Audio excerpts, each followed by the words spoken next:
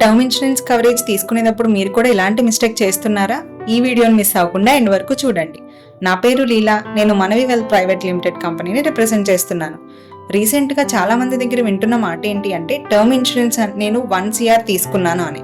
So friends తీసుకున్నారని, లేదా family members తీసుకున్నారని, లేదు కలీగ్స్ తీసుకున్నారని టర్మ్ ఇన్సూరెన్స్ కవరేజ్ అనేది 1 CR తీసుకోవడం జరుగుతుంది. బట్ టర్మ్ ఇన్సూరెన్స్ కవరేజ్ ఎప్పుడూ కూడా డిపెండ్స్ ఆన్ ఇండివిజువల్ అనమాట.